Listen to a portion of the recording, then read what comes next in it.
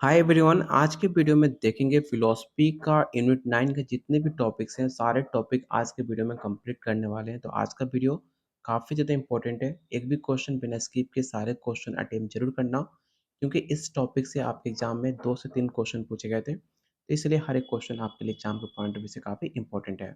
आज का video number 20 है। इससे पहले हमने 19 वीडियो और बहुत सारे क्वेश्चन प्रैक्टिस कर चुके हैं।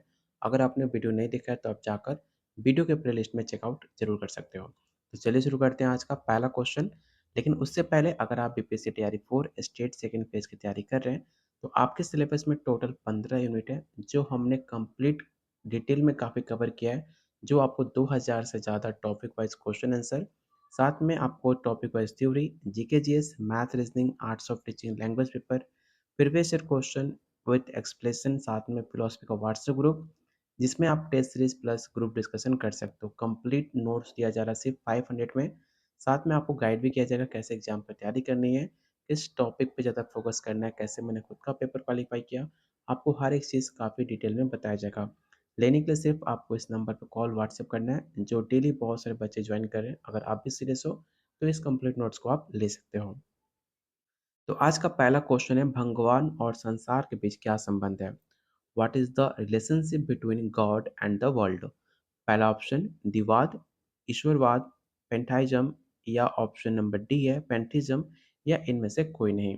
तो बताइए क्वेश्चन नंबर 1 का राइट आंसर क्या होगा। और आप लोगों से रिक्वेस्ट है कि प्लीज़ वीडियो को लाइक शेयर जरूर करना। जितने लोग वीडियो देख रहे हो कम से कम वीडियो पे उतना लाइक होना चाहिए, क्योंकि आपका एक लाइक हमें काफ़ी मोटिवेट करेगा आप लोग के लिए और बेहतरीन कंटेंट लाने का आपके सिलेबस के अकॉर्डिंग। क्योंकि जो वीडियो आप 20 से 30 मिनट में देखोगे उसको बनाने में हमें 2 से 3 दिन का समय लगता है, क्वेश्चन को टाइप करने में, क्वेश्चन को फाइंड करने में।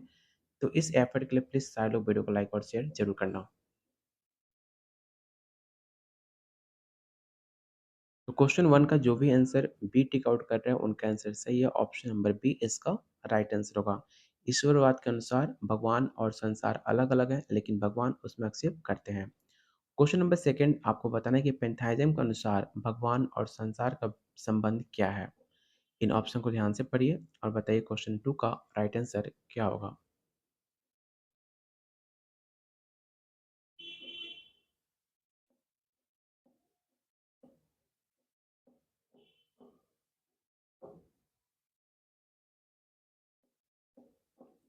तो क्वेश्चन सेकंड का राइट आंसर होगा ऑप्शन नंबर ए, ईश्वर ही ब्रह्मांड है। ठीक है। क्वेश्चन नंबर थर्ड आपको बताना है कि पेंटाइज्म के अनुसार भगवान और संसार का संबंध क्या है। पहला ऑप्शन है ईश्वर परे हैं लेकिन ब्रह्मांड ईश्वर के भीतर है। ऑप्शन बी, ईश्वर और ब्रह्मांड एक ही है। ऑप्शन सी, ईश्वर ब्रह्मांड से अलग है। या ऑप्शन नंबर डी, ईश्वर ब्रह्मांड में नहीं है, या इनमें से कोई नहीं।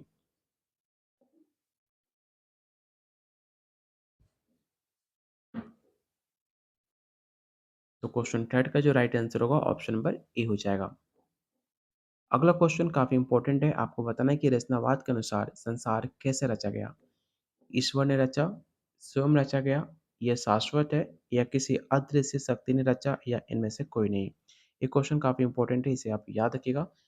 क्वेश्चन नंबर 4 का जो राइट आंसर होगा ऑप्शन नंबर ए हो जाएगा। ईश्वर ने रचा था, जिसकी संसार ने रचना ईश्वर ने की थी, ऐसा रचनावाद का कहना है। तो ऑप्शन नंबर 4 का जो राइट आंसर होगा ऑप्शन नंबर ए होगा। डार्विन के विकास सिद्धांत के अनुसार जीवन कैसे विकसित हुआ? पहला ऑप्शन प्राकृतिक चयन से, ईश्वर के आक्षेप से, सृष्टिकर्ता की योजना से, स्वतः उत्पत्ति से, या इनमें से कोई नहीं।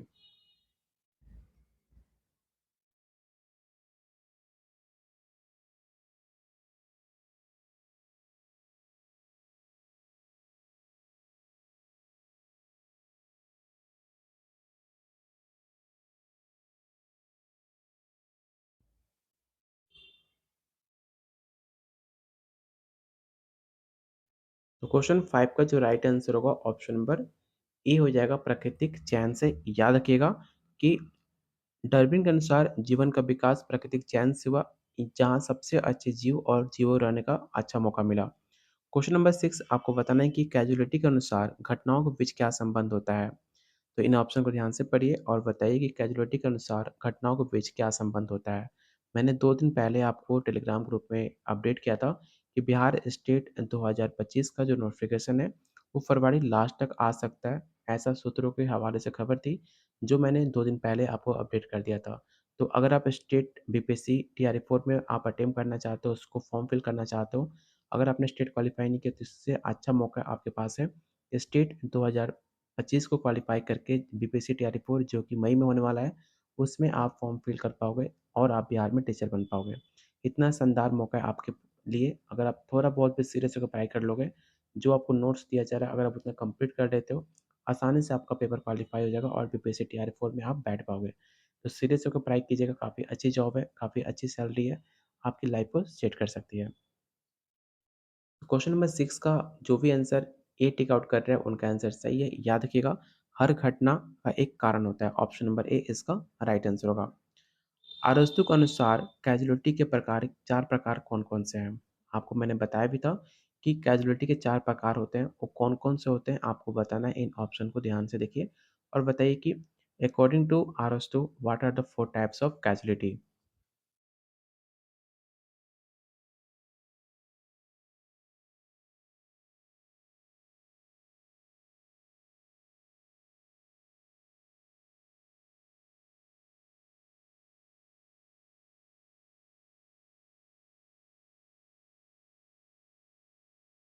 तो क्वेश्चन 7 का जो राइट आंसर होगा ऑप्शन नंबर ए हो जाएगा।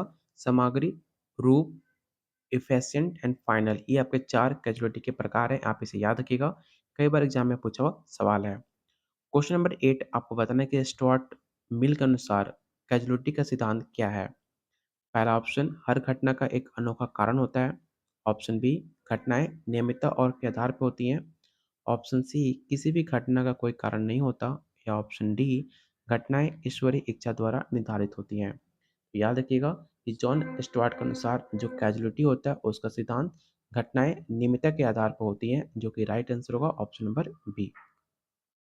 क्वेश्चन नंबर 9 आपको बताना है कि ह्यूम के अनुसार कैजुअलिटी की समझ कैसी होती है? By experience, by reason, by divine revelation या बाय ऑब्जर्वेशन ऑफ नेचर या इनमें से कोई नहीं?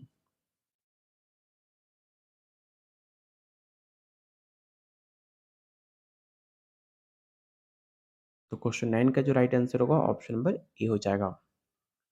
अगला क्वेश्चन आपको बताना है कि डार्विन के विकास सिद्धांत में प्राकृतिक चयन का मतलब क्या है? What does natural selection mean in raw theory of evolution? पहला ऑप्शन है सबसेक्स को जीवित रहना, पर्यावरण के अनुसार अनुकूलन, ऑप्शन सी रैंडम म्यूटेशन या option number D genetic modification या इनमें से कोई नहीं?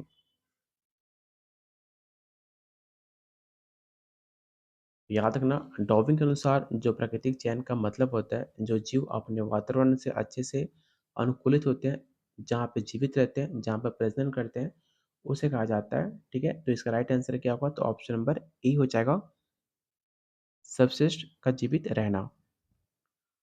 अगला क्वेश्चन आपको बताना है कि विकासवाद के सिद्धांत के खिलाफ किस सिद्धांत का समर्थन किया गया था? इस क्वेश्चन को रट्टा मार लेना काफ़ी इंपॉर्टेंट है। पहला ऑप्शन है रचनावाद, बुद्धिमान डिजाइन, भूकेंद्रवाद या ऑप्शन नंबर डी है पोटलू प्रणाली या इनमें से कोई नहीं?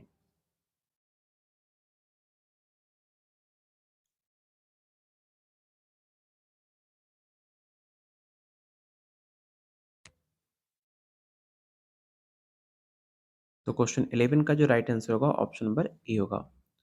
अगला क्वेश्चन आपको बताना है कि what was Hume perspective on casualty?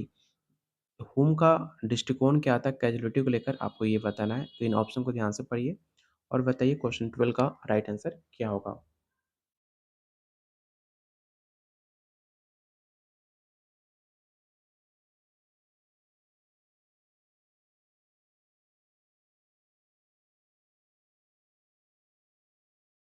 तो क्वेश्चन 12 का जो राइट आंसर होगा ऑप्शन नंबर ए हो जाएगा। कारण और प्रभाव आदत से जुड़े होते हैं, जो कि ह्यूम के अनुसार कैजुअलिटी का प्रभाव एक आदत के साथ जुड़ा होता है, जो लोग अपनी एक्सपीरियंस के आधार पर ये मानते हैं कि एक घटना दूसरी का कारण बनता है। क्वेश्चन नंबर 12 काफ़ी आसान है कि डार्विन के सिद्धांत के अनुसार प्राकृतिक चयन का क्या महत्व है? तो याद रखिएगा कि अकॉर्डिंग टू डार्विन जो प्राकृतिक चयन होता है उसकी प्रजातियां ये बताती हैं कि कैसे विकसित होता है। तो ऑप्शन नंबर ए इसका राइट आंसर होगा। क्वेश्चन नंबर 14 आपको बताना है कि थेसिम का अर्थ क्या होता है? पहला ऑप्शन विश्व से अलग एक ईश्वर में विश्वास होना, अनेक देवताओं में विश्वास, ईश्वर ही सब कुछ है, ईश्वर में विश्वास नहीं है या इनमें से कोई नहीं। तो काफ़ी आसान क्वेश्चन है, आपने 12 में पढ़ा होगा थेसिम्स के बारे में, जो कि ये बताता है कि जो विश्व है, जो ईश्वरवाद के अनुसार भगवान और संसार अलग-अलग होते हैं, लेकिन भगवान संसार के अंदर हस्तक्षेप करते हैं, इंटरफेयर करते हैं, आपको ये पता होगा। तो क्वेश्चन नंबर 14 का जो राइट आंसर होगा ऑप्शन नंबर ए हो जाएगा। क्वेश्चन नंबर 15 आपको बताना है कि पेंटाइज़म के अनुसार ईश्वर और प्रकृति का क्या संबंध है? तो इन ऑप्शन को ध्यान से पढ़िए और बताइए कि ईश्वर और प्रकृति में क्या रिलेशनशिप है गॉड एंड नेचर में।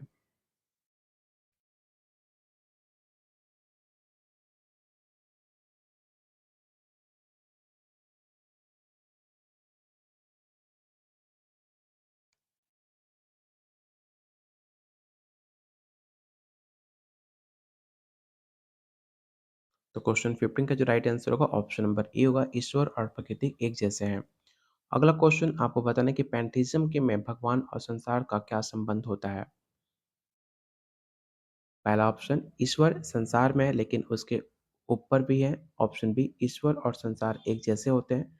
ईश्वर संसार से संपर्क नहीं करते। या ऑप्शन डी ईश्वर ने संसार की रचना की और उससे अलग है या इनमें से कोई नहीं। याद रखिएगा इसका राइट आंसर होगा ऑप्शन नंबर ए। क्वेश्चन नंबर 17 आपको बताना है कि डार्विन के अनुसार विकास की प्रक्रिया क्या होती है? According to Darwin what is the process of evolution? काफ़ी इंपॉर्टेंट और काफ़ी आसान क्वेश्चन है। इस सवाल एग्जाम में पूछे हुए सवाल है, तो इसे याद रखिएगा। अकॉर्डिंग टू डार्विन जो आपका एवोल्यूशन होता है एक निरंतर प्रक्रिया होता है जहाँ पर जीव अपने पर्यावरण के अनुकूल बनते हैं, जिससे उनका जीवन जारी रहता है। तो इसका राइट आंसर क्या होगा? तो ऑप्शन नंबर ए हो जाएगा, adulation of environment, option number A. Causality का होम का विचार क्या था? जस्ट मैंने आपको बताया था कि कैज़ुअलिटी पर होम का विचार क्या था।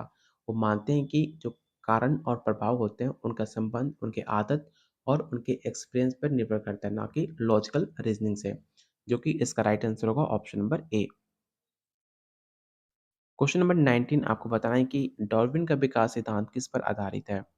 प्राकृतिक चयन, ईश्वरीय सृजन, अलौकिक शक्तियाँ, यादृच्छिक परिवर्तन या इनमें से कोई नहीं।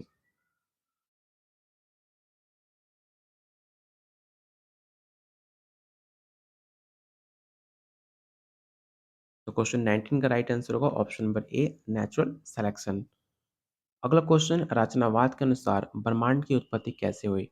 ईश्वर द्वारा रचित, प्राकृतिक प्रक्रियाओं के द्वारा निर्मित, यह हमेशा से अस्तित्व में रहा, या ऑप्शन डी परग्रही प्रणालियों द्वारा रचित या इनमें से कोई नहीं। तो याद रखिएगा रचनावाद के सिद्धांत के अनुसार ऐसा कहा जाता है कि जो ब्रह्मांड है और जीवन की रचना ईश्वर के द्वारा की गई थी, जो कि राइट आंसर होगा ऑप्शन नंबर ए। देखो आज के वीडियो में टोटल 20 क्वेश्चन रहने देते हैं क्योंकि मुझे कहीं और निकलना है स्कूल के लिए। ठीक है, तो इस वीडियो को आप जो ये पीडीएफ है, मैं पीडीएफ जो है ये आपको जो फ़िलॉसफ़ी का ग्रुप है हमारा व्हाट्सएप का, उसमें ये पीडीएफ को मैं शेयर कर दूँगा, जहाँ से आप डाउनलोड करके आप उसे अटेम्प्ट कर सकते हो, क्योंकि बहुत सारे क्वेश्चन हैं इसमें भी, जो आपके एग्ज़ाम के पॉइंट ऑफ व्यू से काफ़ी इंपॉर्टेंट है। तो आउट ऑफ 20 आपने कितना क्वेश्चन सही किया, मुझे बताना ज़रूर, क्यों जिससे आपको पता चल सके कि आपकी तैयारी कैसी है और आपको कितनी मेहनत करनी है। इस पीडीएफ को डाउनलोड करने के लिए जो हमारा फ़िलॉसफ़ी का ग्रुप है व्हाट्सएप का, जिसे आप 500 में कंप्लीट नोट्स के साथ ले सकते हो। उसमें आपका यूट्यूब पे जितने भी वीडियो आएँगे आपके एग्ज़ाम तक, जब तक आपका एग्ज़ाम ओवर नहीं होता, आपको इतने सारे क्वेश्चन प्रैक्टिस के लिए हम दे देंगे, जिससे आप इतना कंप्लीट कर लेते हो। आपको हर एक क्वेश्चन काफ़ी डिटेल में दिया जा रहा है, जो आप सिर्फ़ 500 में ले सकते हो। तो इस व्हाट्सएप का नंबर पे आप मैसेज और कॉल करके इस पेड नोट्स को ले सकते हो, जो डेली डेली बहुत सारे बच्चे जॉइन करें, आप भी जॉइन कर सकते हो अगर आप सीरियस हो तो। और पीडीएफ डाउनलोड करने के लिए जो व्हाट्सएप का हमारा ग्रुप है, इस ग्रुप को जॉइन करके आप वहाँ पर test series plus group discussion और इस पीडीएफ को डाउनलोड भी कर सकते हो। तो चलिए मिलते हैं बहुत जल्द अगले वीडियो में, तब तक के लिए कीप वॉचिंग, कीप शेयरिंग और वीडियो को लाइक और शेयर आप लोग ज़रूर कर देना।